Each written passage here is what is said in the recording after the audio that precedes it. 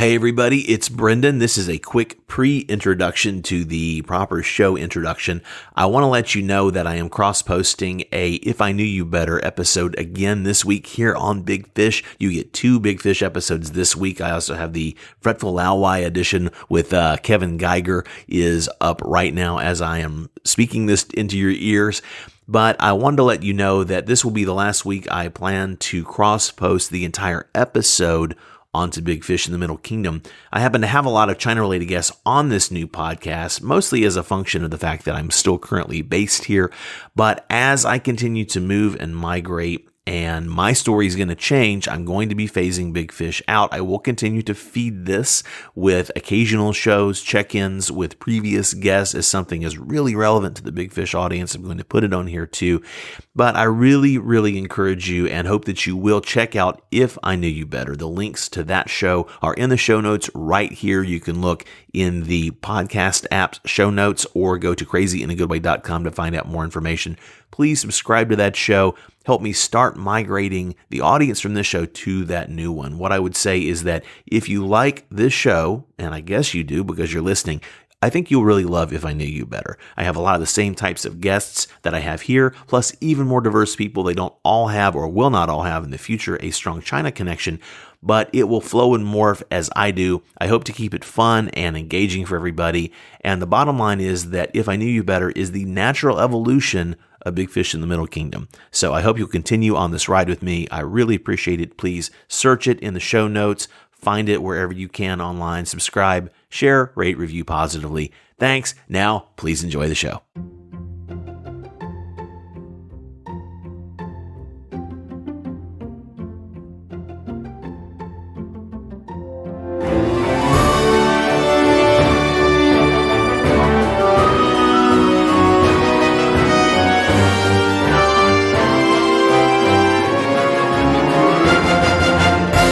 Welcome back to If I Knew You Better. I'm Brendan Davis, your host, and my guest today is WEIKO LIN. WEIKO is originally from Taipei in Taiwan. He moved to Los Angeles when he was around 8 years old, though, and he's been back and forth a lot. He is primarily a writer and filmmaker, and he also has a big theater background. As he talks about in the episode, he was really a theater kid. Among the things he did that really caught my ear was he produced this full original musical with 16 original songs that he also wrote. He described it as sort of about the Asian parachute kid experience, and this really put him on the map back in college. It was a real professional production, not just like a student production, but that basically, got him. He got busy with film. That put him on the map and got him notoriety. He got into the film world, and that, gave him the confidence to really dream big. And that's part of what really moved me about his story.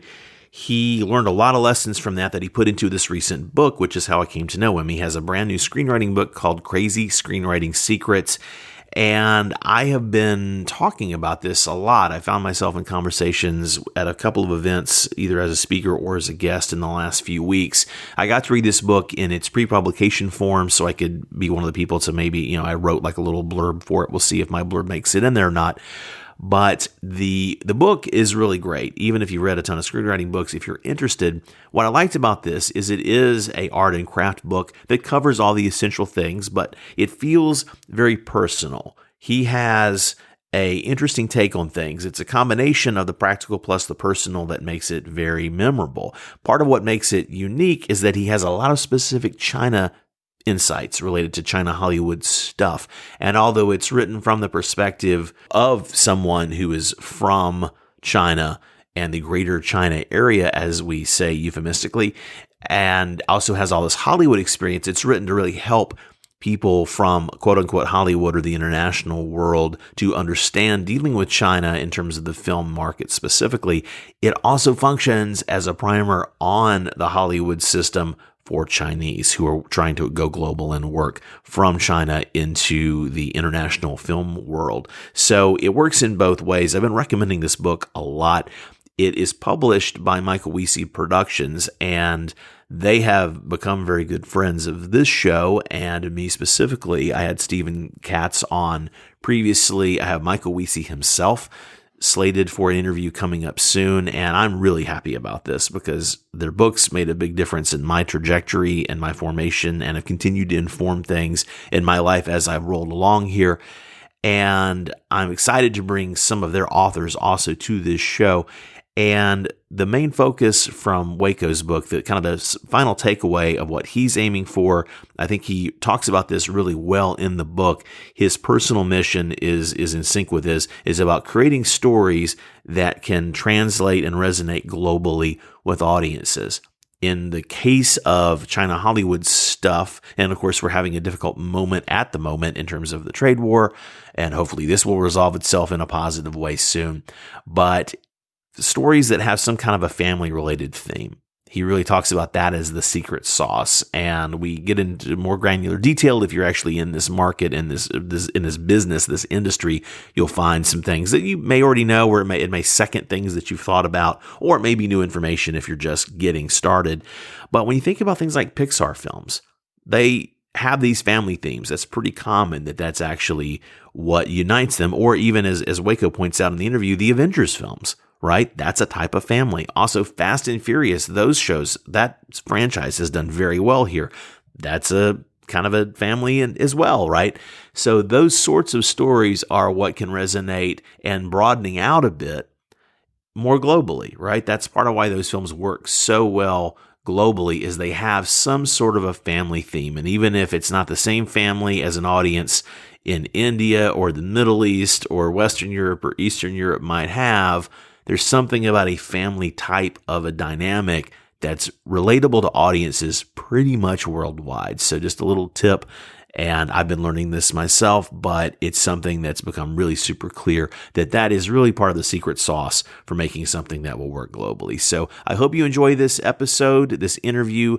Visit the blog that is linked in the show notes here to find the links on WEIKO. I'll put in the pre-publication link for the book, and you can check out more about this online. But for now, please enjoy the interview with WEIKO LIN.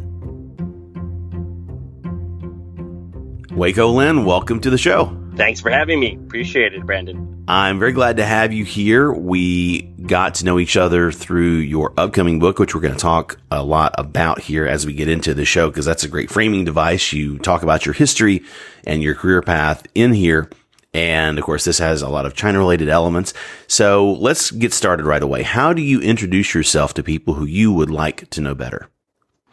Bilingual writer-producer for film and television. So what do you consider to be your roots? I would say Los Angeles and Taipei. So I was born in Taipei and then immigrated to the States when I was 8 years old with my mother and 3 older siblings. So in terms of roots, so I grew up in LA pretty much most of my life, but I also spent first 8 years of my life in Taipei. But I also went back to Taipei every summer and as well as Christmas time. So I really do feel those two are very constant roots, Los Angeles and Taipei. Mm. Do you feel like, and we'll get into the deeper, more thoughtful things as we go, so you don't have to do this super forensic answer, but in terms of being from Taipei, I know from your book how, you mentioned the business opportunities and the things that this has opened up, but just in terms of sort of culture, you moved when you're so young, although you visited a lot. Do you feel like you sound like you're probably majority like LA guy in terms of your cosmology. But how do you feel that being from Taipei sort of helped, set you off into the world a little bit? Yeah, absolutely. Growing up, so I kept up with my language, and really thanks to my parents. I never went to Chinese school or anything, but in terms of at home, because my parents never spoke really English to me or whatnot. So to speaking with them, it's purely Mandarin Chinese. And I just never thought my cultural background and my language ability would ever help me in my profession as a screenwriter. When I first started, there was not really the whole China, business aspect of it, or even the being a storyteller of an inclusive background that would have helped. And but in terms of roots, absolutely, because in the Chinese culture, ancestry, where you come from is everything. Is everything. So growing up there, and then my dad still lives there, my sister lives there, my brother lives there. So after my siblings finished college here, they went back to Taiwan to do their work, and also Mm-hmm. Greater Asia, not Taiwan, but Hong Kong as well. Mm-hmm. So in terms of me going back, I really spent, I would say from age 8 to, now, I would spend about a quarter of the year in Taipei and Greater China. So it'd Okay. be and more closer to adult, hood, kind of the work and business stuff. I've been in Beijing as well as Mm-hmm. Hong Kong, but really Mm-hmm. the Taipei, Hong Kong, Beijing. I spent a good quarter of my year there. Yeah. Yeah, that from your book, I remember how much you discussed, being able to work in this China Hollywood space as such an asset, and being that you are from this neck of the woods and have the language and cultural knowledge is really a big asset. And so I will definitely want to drill down into this here in a little bit. So you think, coming from here, is there anything just in terms of storytelling, in terms of what wired you to really be a screenwriter? When did you realize that's what you wanted to do? Yeah, it's always those things. Right now we have this whole thing about, seeing people who look like you on the screen, Mm-hmm. or stories created by people by you. And for me back then, there was like one guy and one great guy who was Ang Lee. So I would say, I think every kid at some point, when we play, we imagine our imagination go wild, like I want to do in a movie or TV show or cartoon, or I want to do something that's kind of creative and then imaginative, in that realm. And I think Ang Lee, being from Taiwan, and this is back then when he was doing his Taiwan movies, all three of them, right? The best foreign language film were nominated for Oscars. So going from The Wedding Banquet. So I remember watching The Wedding Banquet in the theaters and Eat, Drink, Marry, Woman in the theaters. And that was so amazing because I knew I wanted to do this, but I didn't know anyone else. I had no idea how you would do this. So, so kind of growing up, so I would say seeing that for the first time gave me the encouragement. And being the youngest of 4 kids, I'm about 5 years. There's a 5 years between me and my sister. All right. So I was almost like the only child. So I played with, kind of, I had no playmates except for myself, basically, imaginations and creating stories. And, I don't have the whole I was on a camera and 8mm. I don't have that kind of story. Right. I was left home by myself, and I had to just be imaginative and make up stories and have so much fun, being in it. And I kind of thought, could you do something like that? I have no idea how it worked, but then, obviously in the beginning, I was thinking director is the way forward. But anyway, to answer your question, Ang Lee, with the fact that I just remember sitting in the theaters, and it was the Samuel Goldwyn company film release. So it wasn't like a right nowadays we have the Monterey Park, you have the Atlantic Times Square, you have Chinese audience watching Chinese movies, right? But back then, man, it was like all ethnicities, Western audience. Really only a few Taiwanese or Chinese or Asian audiences were in the theaters, but it just transcended such a universal way. It was that was fantastic. It was saying like, wow, a story from my homeland, and then it's being told in my native language. Yeah. That was in America, and then audiences were consuming the story. And I thought that's amazing, So that's how I started. That I can imagine the impact that had, and as a middle-aged Caucasian guy, it's I mean, of course, I've had kind of the opposite experience, but of course also being grown up and especially living and traveling and working kind of all over the world and knowing people from all kinds of places. That really, I mean, it's been a while that I think my eyes have been open, but that it really drove it home, and especially kind of the social movement of the last few years here has really put a fine point on it. And, it's amazing. It's great that you had that one guy that you had that example that you could go, oh, look, wow. Yeah. Somebody did it. But I think you're also in a very special position, and it kind of gives your perspective because you're there in China and you see that the world's bigger than just wherever your hometown is. Sure. And I think as much as travel is so easy now and communication, when international is so easy, it is still most people don't know what's outside of where they're from. And then I was fortunate in terms of having immigrated. I mean, if never came to America, I would just think the world is Taiwan, And then China, Taiwan, Taipei, I just think it's like in Asia. I just think the world is just Asia. So obviously I know there's Japan and Korea. I wouldn't really know what, Europe really was. I wouldn't really know what America really was, except what I see on television. Mm-hmm. You know what I'm saying? So Yeah. I think by us being that, because the world is getting bigger and we're in more of a disconnected world right now. But I think by having, for example, you being, living in a different country that's, probably initially outside your comfort zone, it broadens, just like we're global citizens, really. Absolutely. So I think that's fantastic. Yeah. Yeah, that's how I look at it, and that was a very conscious, that was a very conscious move and a long time coming, and there was a lot of international work prior to China for me, so it's been really influential and informative. Let me ask you this, because you have this really eclectic background and all these great milestones. And I was telling you before we started the show that my intern has got your book, and I forgot to claw it back out of her hands. I've just got back from a trip myself. So I didn't have a chance to go grab it to have that as a reference in front of me. But I remember, you have so many milestones, and you've had, academic accomplishments and awards, and what do you sort of consider to be your first kind of real success, and where did it go from there? Just a little bit, kind of give us about the short-ish but relatively comprehensive highlights for you, and then we'll drill down into that stuff. Sure. Well, it's something it's related, but not completely related. But I just remember, when I was doing grad school at UCLA, I was getting my MFA in film and television, on screenwriting. But I'm really a theater kid. Okay. I started in theater. I love theater. And then I think my first real success, even though it's not a financial windfall or anything, but I just remember I had the opportunity where, the UCLA Royce Hall, which seats about 1,300 people. It's like they use prestigious groups go there, but student groups were able to put up, through the kind of student organization. So I wrote the book and lyrics and produced and directed a full-out musical, 16 original songs. Wow. So I'm talking about from scripting, songwriting, to production. That's huge. And I did it, and that's like one of my biggest accomplishments. Yeah.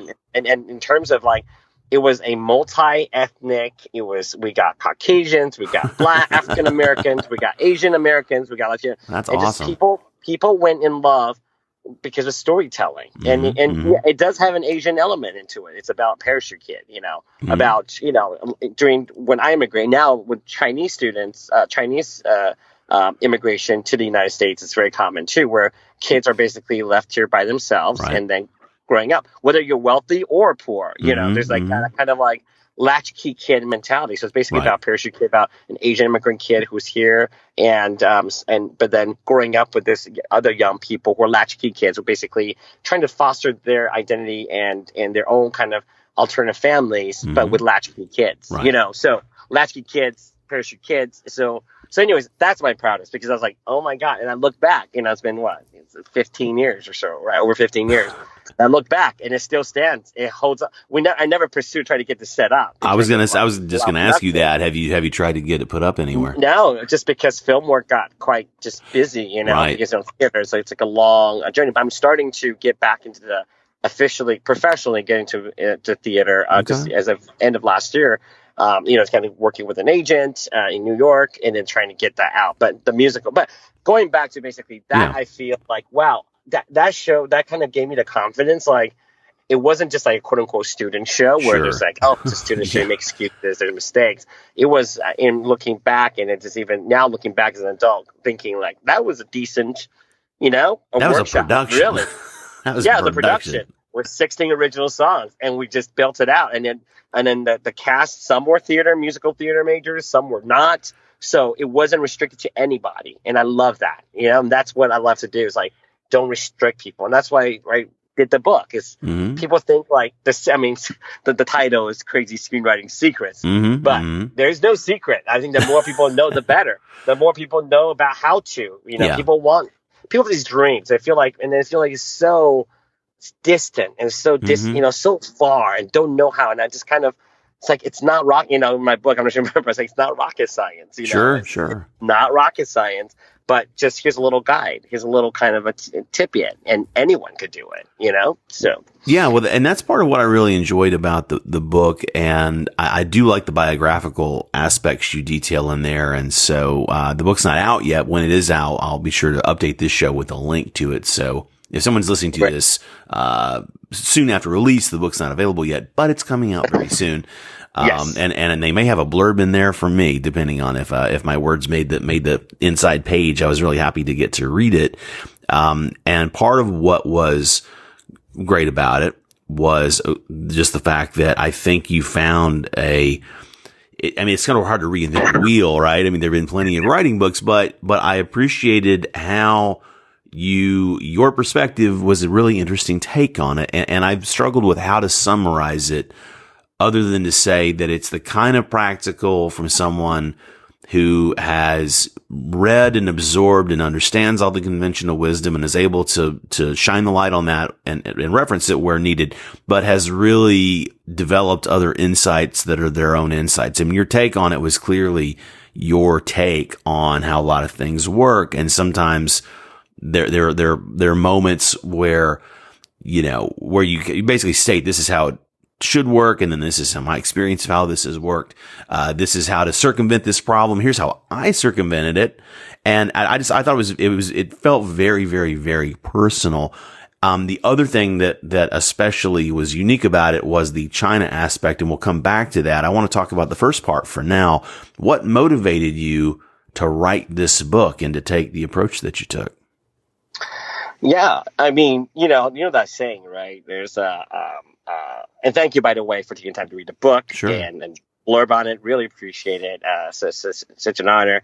But in terms of coming up with it, it's, how they say, like, all screenwriting books, every screenwriting book, it's all pretty much talking about the same thing, right? Right. It's the same thing. So why am I going to write another book? And that's what everyone's having a disclaimer, it feels like, in every book. Why another Save the Cat? Why another screenwriting book? Sure, why are we doing a screenwriting book? There's so many blogs, books out there. You know what it is. But, one of my great mentors said this to me, that whole thing where basically every plot story has been done pretty much, right? Right. Every story has been done. There's nothing truly original. But he said this to me, but the difference is it hasn't been done by you. Right. So that's why, and then instead of me just regurgitating what's out there, I just kind of took the best part of I had the privilege of, and then the fortune of studying with some great teachers and masters of the craft, the privilege of working with some super smart executives, producers, and directors, super brilliant writers, which is really the top of the craft. And I just basically took bits of them from all of them that I thought were great, that were awesome, that put it together. But of course, my take of it is, you can see that it's kind of hidden, but we don't want to confuse the people. That's a culinary. So I approach screenwriting in a culinary way. Okay. I'm very big about, like, the way we consume stories is how we eat. Okay. Because I feel like stories is a very human, it's a very communal experience, and that's what food and eating is or should be, right? But of course, we're so busy nowadays, we don't sit together and eat and really enjoy the food without checking our phones and all that kind of stuff. So it really came from that, if you will. So like, why should I do it? And also, in terms of just my thing is, obviously, not everyone who, I've been teaching screenwriting, I've been writing screenplays, but not everyone goes and write a book, right? I mean, that takes time, to do so. But I think it's also, from my China experiences, I feel like, I would like to really talk about global, that hasn't been something been done specifically, and especially with China being the second biggest box office and soon to be the biggest box office in a few years, and been saying that for a while, right?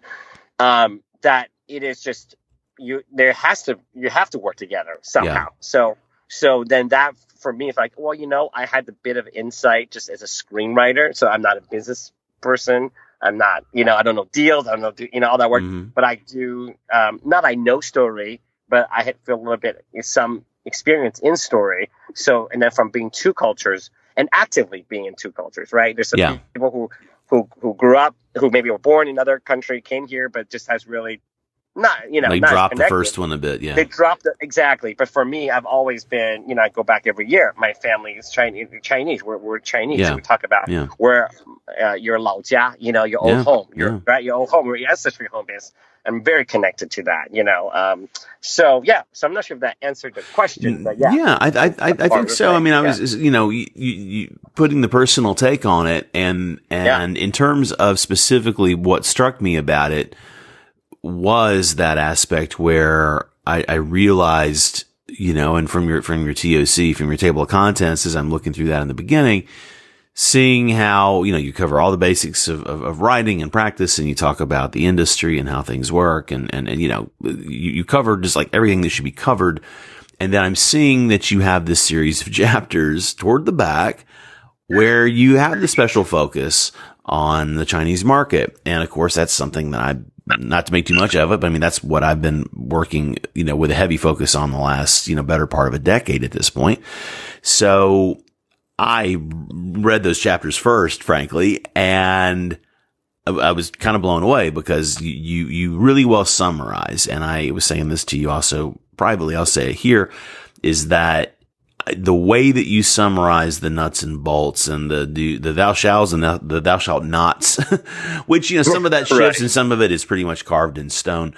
Those chapters, like anybody, even if they're not a writer or don't want to write, but if they're just trying to understand this market, I'm going to be referencing that. I'm going to be saying you need to get this screenwriting book and read these chapters, even if you're not a writer, even if you like sell insurance and you want to do it here. That's a bad example. You can't do that.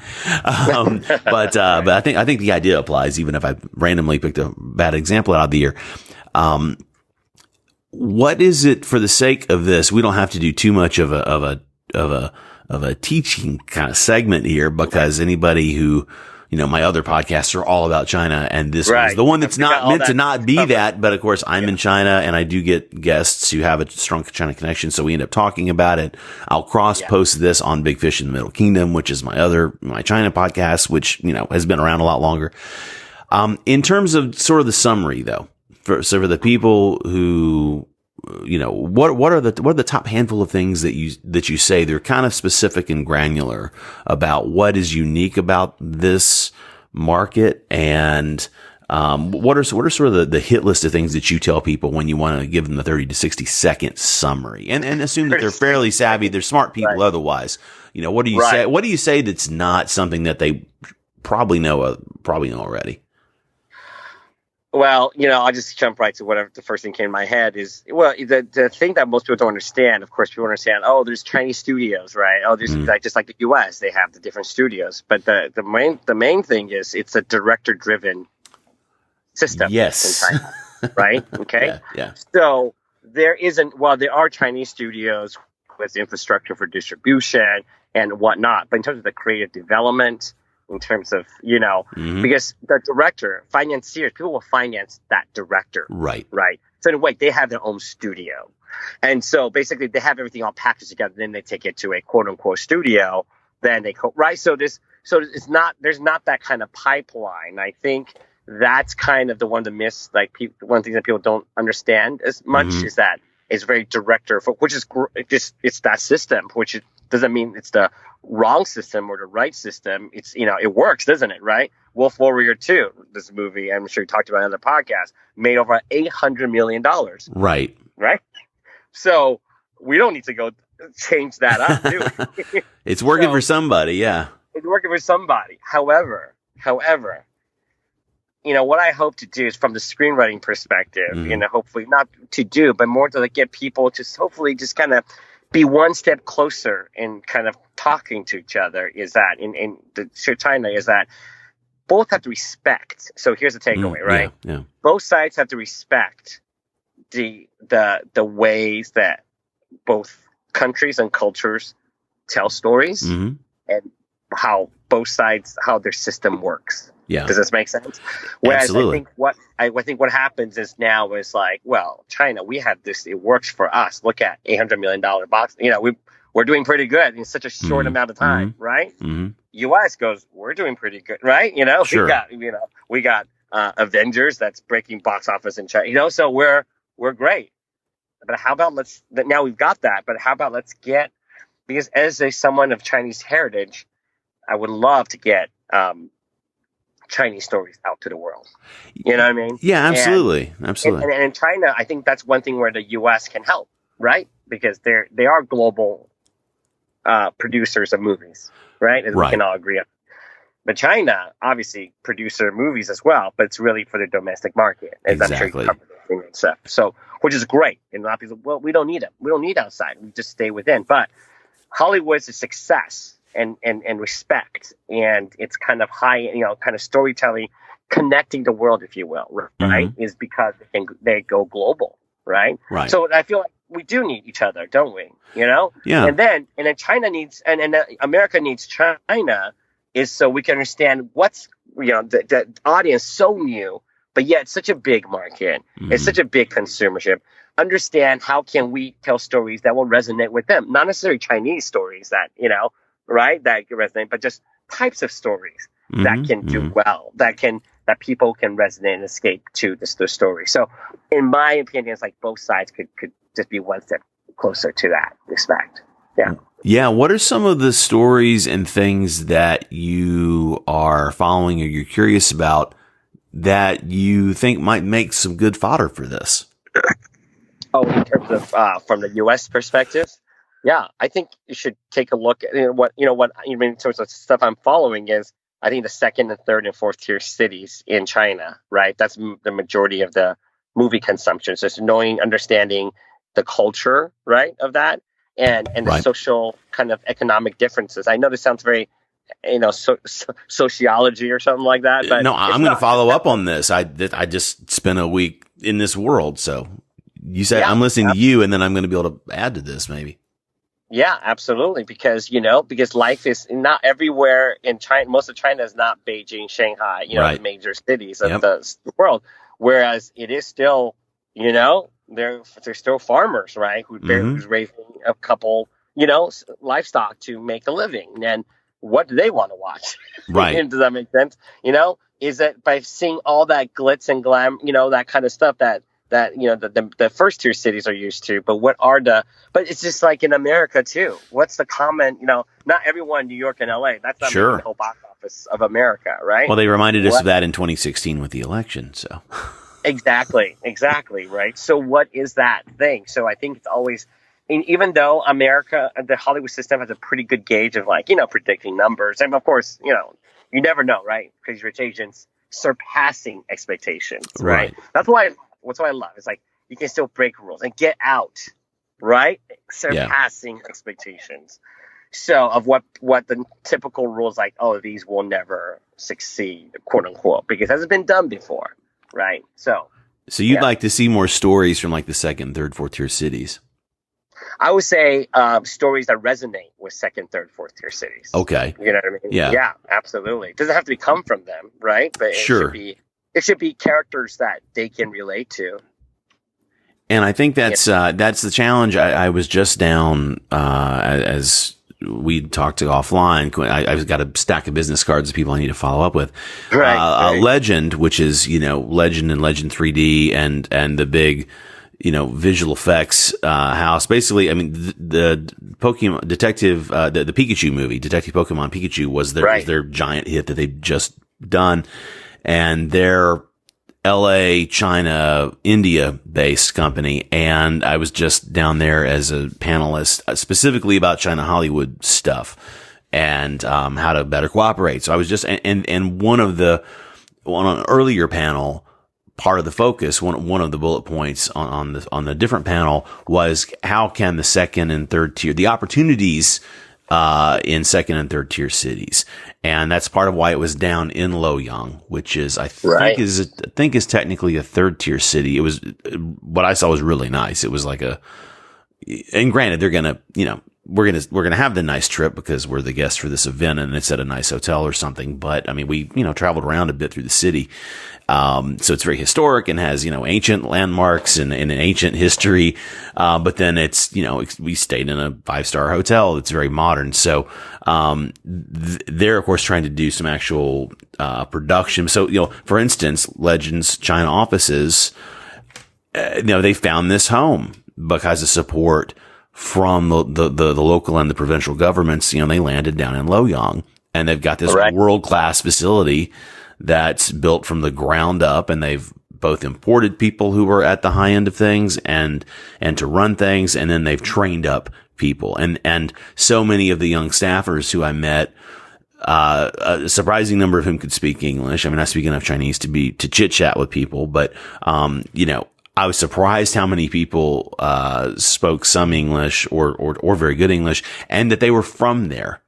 A lot. I mean, most of the entry level and then a lot of the mid-level people were actually from there, or they were from one of the cities that's adjacent. And that's interesting just in terms of the business development. And in terms of the stories, though, you got me thinking. You mentioned, Hollywood does this, and it's a shorthand for our conversation, but mentioned Avengers. I mean, why? I have my thought, but you're my guest. Why do you think that things like Avengers are the movies that mostly translate and travel? I assume it's because archetypes and language is not that big of a factor. Right. It's a visual thing. Right. Why do you, and so what, I don't know if you have anything to add to what I blurted out, but what do you think, what are some of these stories that are going to resonate, and how can we nurture that in Hollywood or in China or anywhere else? How can we create the stories that are basically independent dramas for the most part, right? How do we create those, and then the marketing and selling those in China is a whole other conversation. Yeah, well, I think movies. I was in my thinking, like, American movies are all about families, right? And I think a lot of people feel that way too. A lot of writers and story gurus and whatnot. It's about family. That's why Sopranos work. That's why Godfather works. About family. And I think Avengers, because they do tap into that family aspect of it. I mean, you get the whole special effect, you get a whole different world colliding, but people, I'm not spoiling anything, but people die, right? Sure. And it's very kind of real.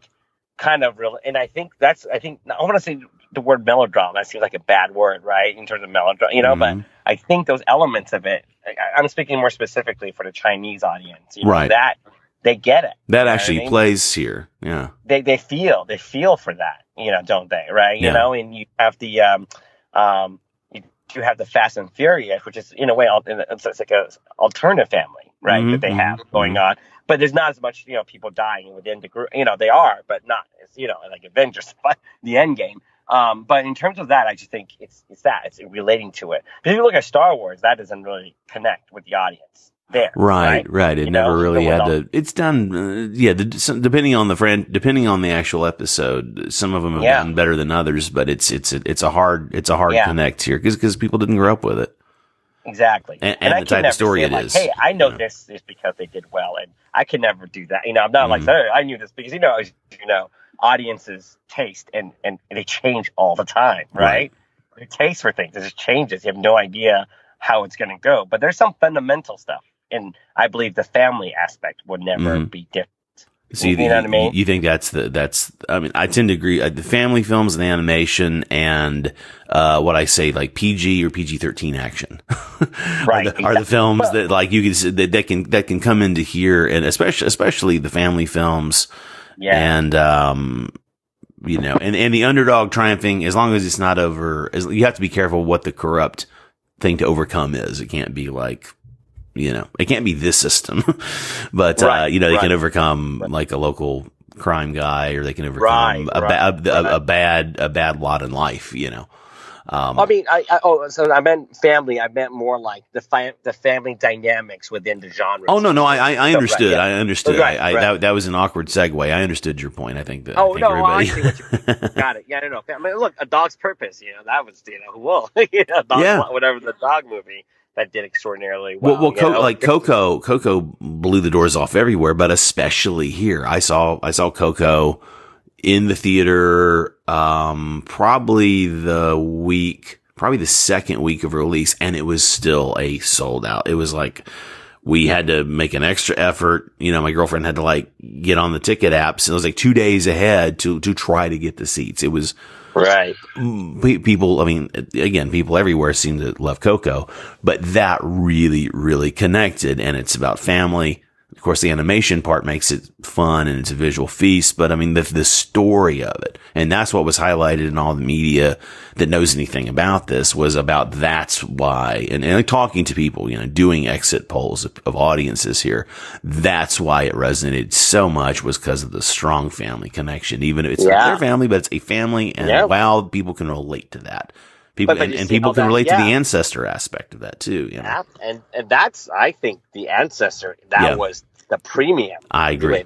I agree. Right? Because, and I'm not religious, but I have an ancestral shrine to my ancestors, Right. My mother passed away 12 years ago. Her photo's on my thing, and it's just, and her plate of names is like, the ancestral shrine, right? You have I can see mine across the room, actually. Yeah. I will do. Right? Yeah. So you have the name cards, or their name kind of plaque. So it's almost like, you're not, it's almost like, you're not, it's like the book, The Outliers, right? You are you because of the ancestors, where you come from, Mm-hmm. So I think that's just so relevant. And I think that's what hit. What's interesting, when Coco came out, I wasn't like, hey, I predicted this, but I was going, I think that's going to connect with the Chinese audience, even though it's the afterlife, they talk about, oh my gosh, the afterlife, all that kind of stuff. But I'm like, man, that's going to connect hard.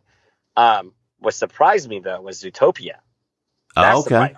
Yeah. Right? Because Zootopia, I just thought it was a very Americana movie. Very American. Like, man, I don't know why they would. Because, right? It was number one animated movie before Coco. And then I was talking to just people in China, people who were just like, just kind of socializing with the audiences, the young people there. And they just, different animals, like, different provinces of China, right? People are very different. People in China stereotype people from different provinces, right? Sure, so almost like the right? And then being like, oh, just because you're a certain way, you're judged to be that person. So I think, wow, that was like a really cool way, like, wow, that really connected, in terms of to the Chinese to the audience. I thought was great.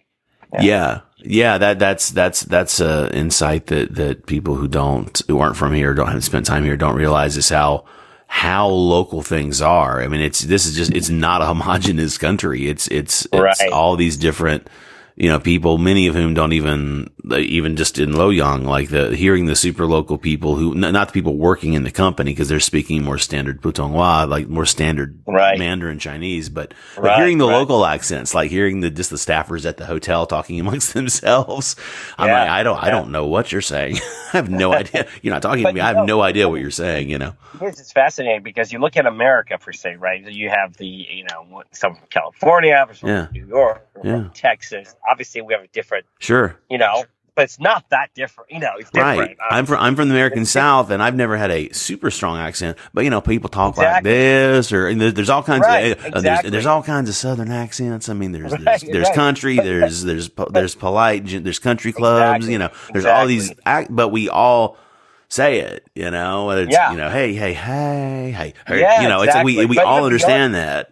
Right. But in China, it's like you said like 8 different things just now. Yeah, but even beyond accents, we're talking about also the judgment of difference. We're not that hardcore about, oh, Texans do this, or people Dongbei Ren are funny. Okay, they are. Well, they are funny, but but being from Dongbei make you a comedian just because some of the top comedians are from Dongbei. So right, exactly. And then if you look, what's interesting about if you look at China, so the way I kind of see it is like you look at if you look at China per se, people kind of, when people talk about China, they feel like it's one big 1.4 billion people at the same, right? And it's like everyone from one state or something like that. Exactly. But it's not. Everyone have there's a lot of differences, but it's actually, I feel it's very closely correlated to United Kingdom. Okay.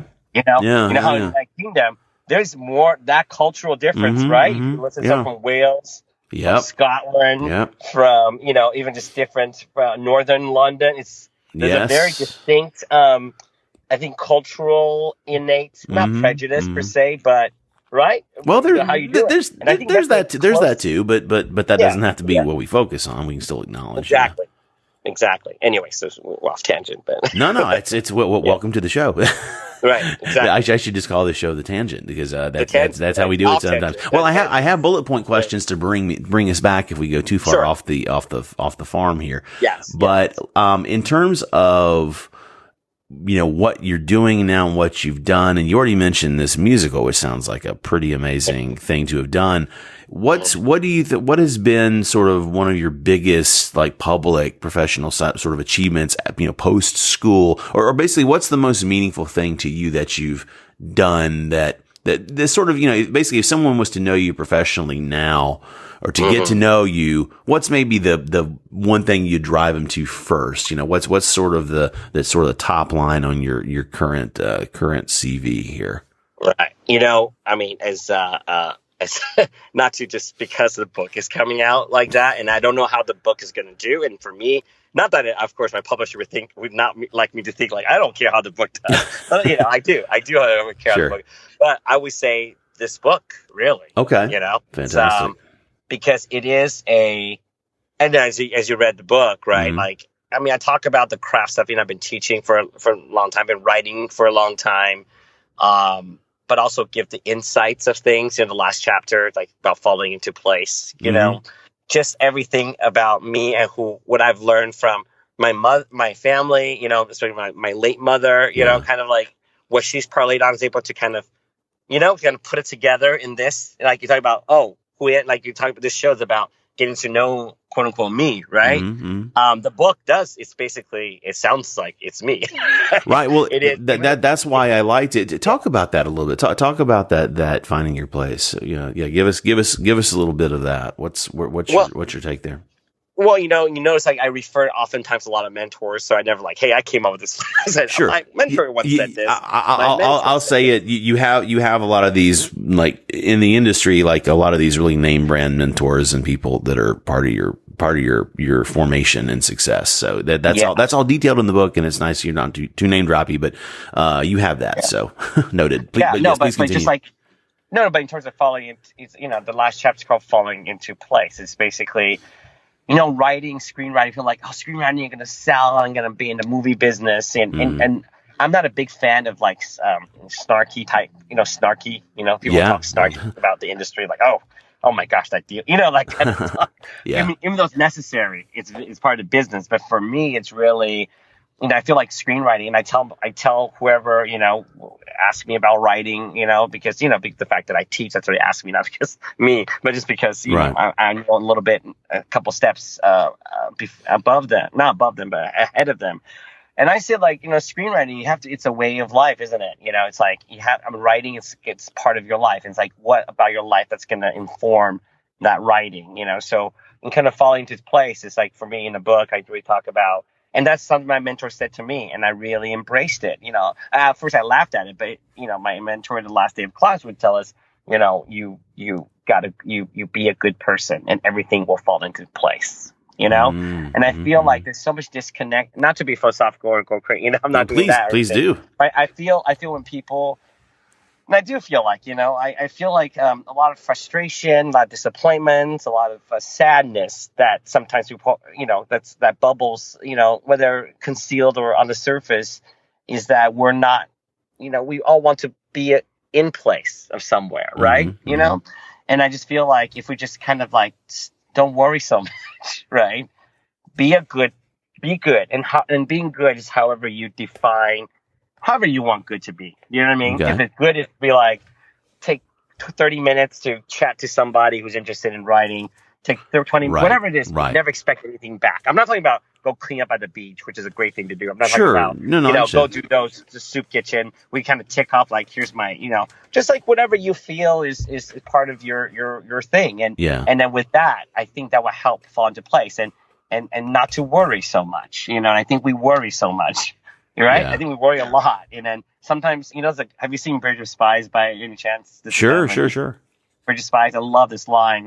When Tom Hanks' character, I forgot what the actor's name is, but talking, it's like Tom Hanks, like, Tom is a lawyer, basically helping, basically defending the Russian spy because but later on he's going to be sent back to Russia and probably executed for whatever his thing. Yeah. And he keeps like telling the guy, going, hey, aren't you worried? You seem so calm. Aren't you worried that what's going to happen to you when you go back to Russia?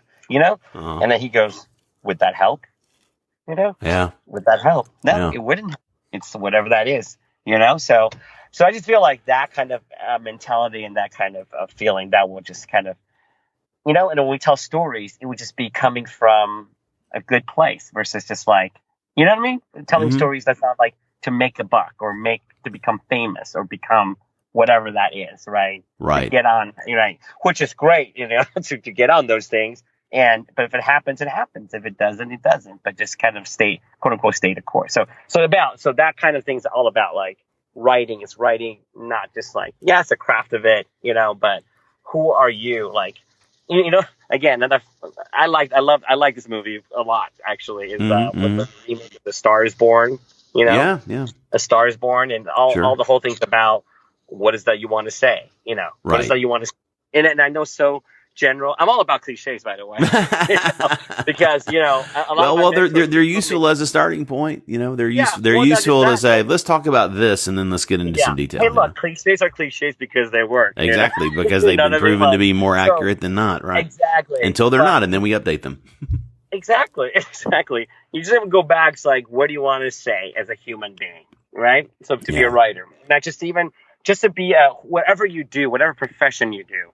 What is it that you want to say and be and affect? Like, what is it that life is so short. You know what I mean? Life is so short anyway, so that's kind of my falling place. So going back to what I'm proudest of, this book, because I kind of put all the thoughts in there, and then people resonated. That'd be fantastic. If people don't, if it resonates with one person, that'd be great too, but to me, even though it hasn't had the quote unquote validation yet or ever of anything, but I'm most proud of this book that I put together. Excellent. Well, I think you should be. I'm going to, as I said, it made a really nice impact on me. I'm going to use it as a reference. I'm going to refer people to this.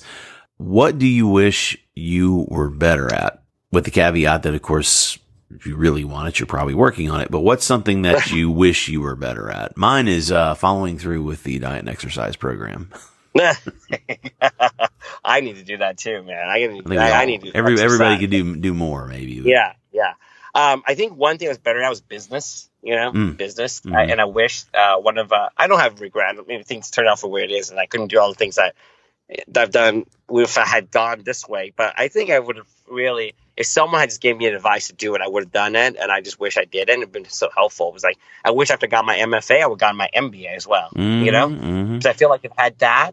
Not because for the degree, but just the knowledge of it, just so I could be, I think I could, fortunate. But so many great, talented people who are business minded, who are also creative, they can partner up with and whatnot. But I would say, like, if that was better at was business. I definitely relate to that. My answer to that is that I wish I'd gone to law school. Not that I ever wanted to practice for 1 second, but just to have that. And I was pretty law for a while, and then I started taking. When I got to legal statistics, I was doing pretty good, and the things that were the philosophy and the rhetorical sort of things were actually in my strike zone. I got to legal statistics, and I think I got a C minus. I scraped through there with like the saddest for me, like GPA in college. I'm like, okay, this is maybe not for me. And the more I looked at it, but because I've learned that, I paid for my lack of legal education many times, so. Almost done here. Who or what do you credit the most for helping equip you for success? Who or what? Well, I'll say I had a sphere, so we'll go to what, right? Go to what. I would say what is my fear of death since I was in 5th grade. Okay. So I have this intense fear of not because I'm afraid to take risks or anything. Not about it's almost the opposite.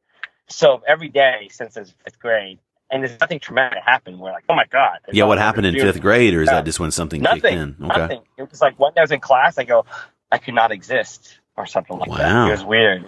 And today, every day, it's a quick thought. I don't obsess about it, but in a way, I think that credits to not my success, but because of gets me going, I'm not Herman, I'm not hiding in a box or somewhere, but I actually just feel like, shoot, I could die tomorrow, so I'm going to just do whatever I'm going to do. So I think a lot of times people are pursuing things or chasing their dreams or reaching the potential, or it's always fear driven, isn't it? Like they're afraid of things, right?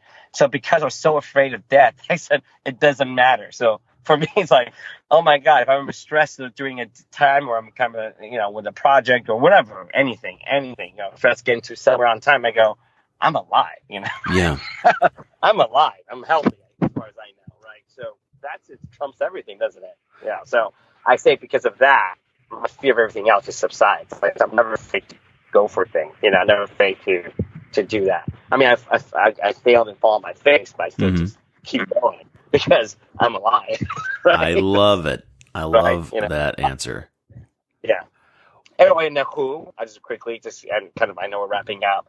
Kind of like who is equipped? Yeah. But not equip, I guess. About to say my late mother, and then I was gonna kind of talk about her in the beginning, but we're getting to all the other stuff. But really, the reason why I've kind of gotten to know the China kind of world too, and I feel like that's making me a fuller storyteller because I'm a global storyteller versus before I just really ended up focusing on Americana kind of a world. So my mom, my late mother, this is before.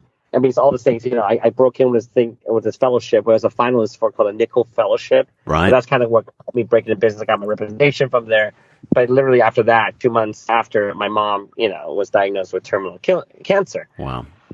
So basically, as I was kind of, going through that whole process and whatnot, and how she equipped me to success, she never said I could not. Chinese parents, Asian.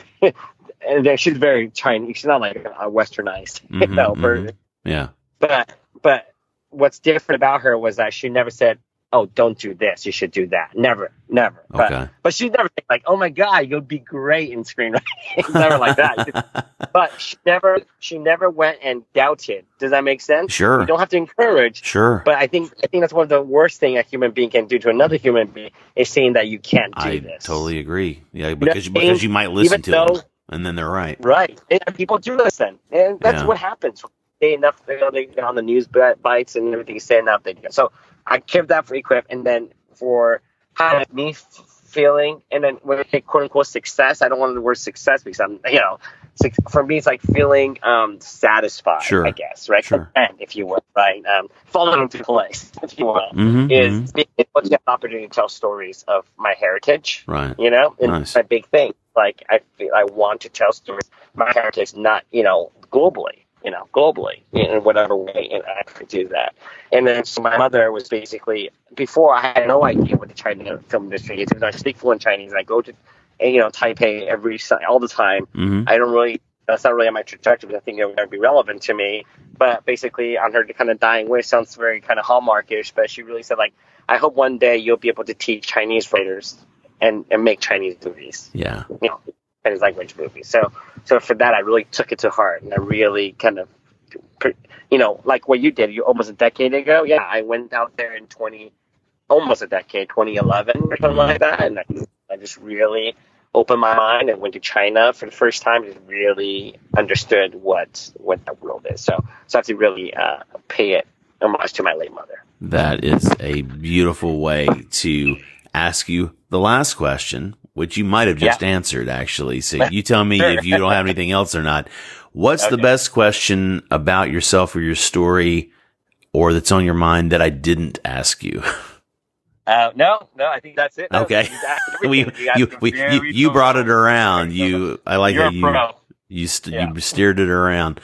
Well, WEIKO, I would like to think this is the first conversation of many. I'm really glad to get to know you and to hear a little bit more of your story, here in person, and really love the book, and I wish you all the success with it. Thank you very much. And I'm sorry, another thing is that, the Chinese edition, I'm not sure my publisher mentioned to you, is coming out in China as well next year. Oh, is it? Okay. Well, I was going to say, I guess I skipped over saying this because I know this already and I forget to mention it, is that I'll put the links in the show notes. Again, the English book is not out yet, but I'll put the links to Michael WEIKO Productions, the publisher. And again, I will update this, once the book is out. I'll go back and I'll update the links. So if someone's listening to this, we're recording this first day of June, 2019 in China.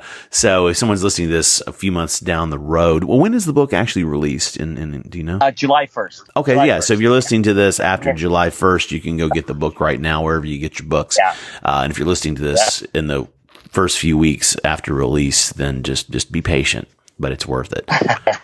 Right. Yeah, WEIKO, thanks a lot, man. I really appreciate your time. Thanks, Ben. Thank you. All right, that's the show this week. Don't forget to visit crazyinagoodway.com to learn more about WEIKO, to find a link to his book for the pre-order, or just to learn more about this show or my other shows and meet some interesting new people on the various interviews that I've been lucky to do. Please share and subscribe this show, rate it, review it in your favorite podcatcher app. It really does mean a lot. I appreciate it so much. Thank you for listening, and I'll see you next week.